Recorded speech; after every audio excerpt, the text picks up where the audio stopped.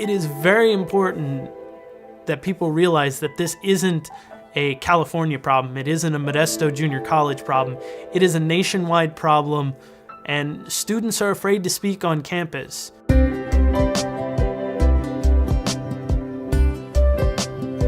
Rob Van Tynen is an Army veteran and student at Modesto Junior College.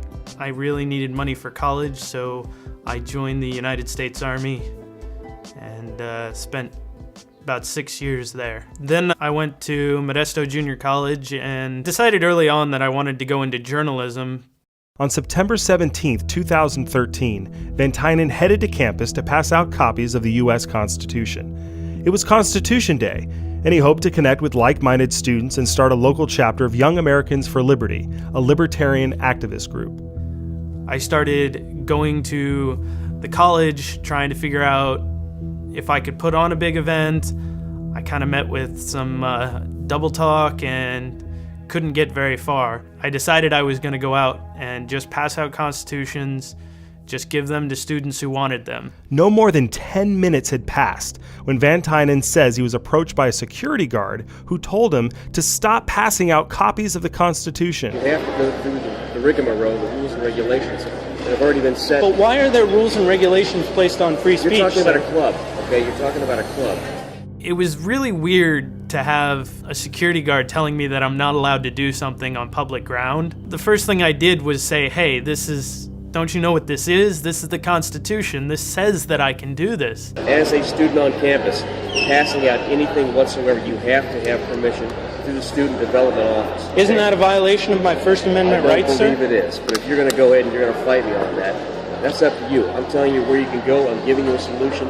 Van Tynen trekked up to the office to discuss the issue, but was told he had to register to use the school's designated free speech zone, which wouldn't be available for days or even weeks. Okay. This is my free speech, is it not?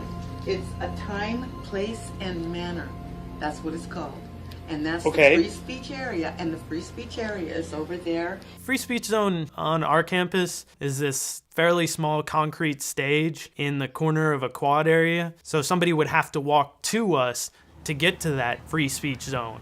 I had students come up to me and say, well, why didn't you just do that? Just go to the free speech zone, say what you had to say. We still had to ask for permission to use that free speech zone, which adds that extra amount of time, which makes things really hard to do. It's not free speech if you're having to ask for permission to do it.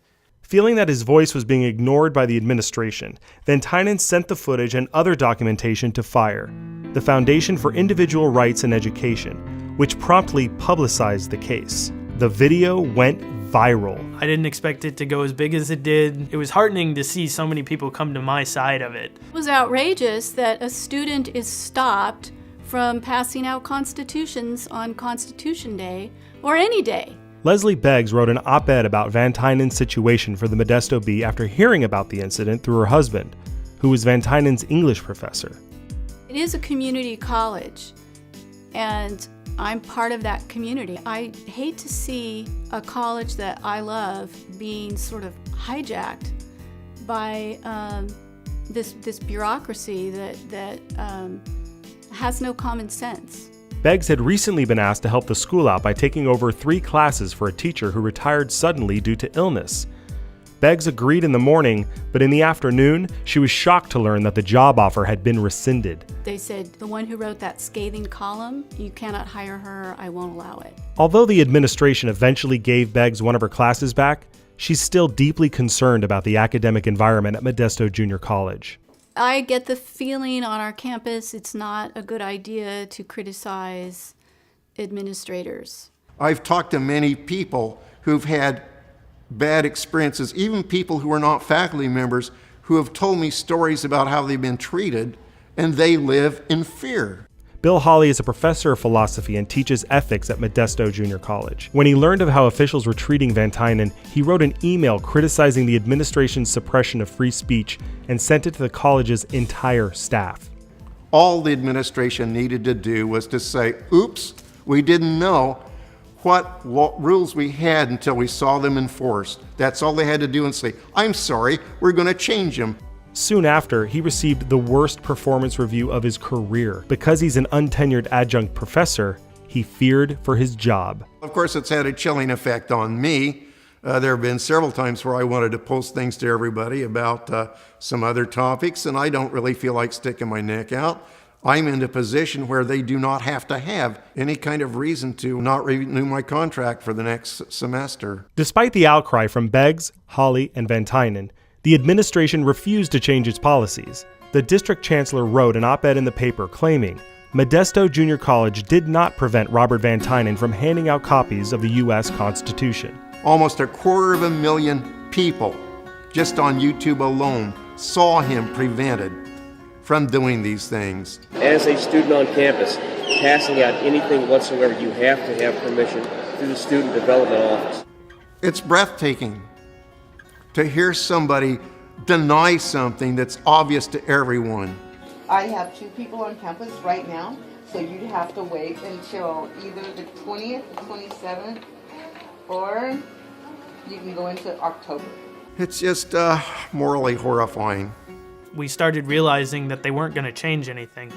We needed to take it to the next level, which ended up being a lawsuit. Fire put Van Tynen in contact with attorneys from Davis Wright Tremaine, who handled the case at no charge to him. Facing increasing public and legal pressure, Modesto Junior College finally settled with Van Tynen, paying out $50,000 and revising its policies to allow free speech in open areas across campus. You need people like Rob who are willing to fight and say, hey, this is wrong and I'm not going to let you get away with it, even though you have all the authority and you have all the power.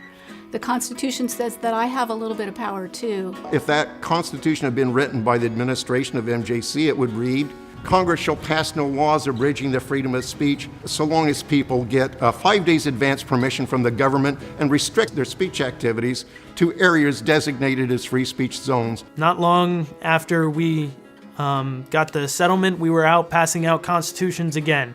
And we just wanted to make the point, show students what their rights were, and it's 1,000 times better now.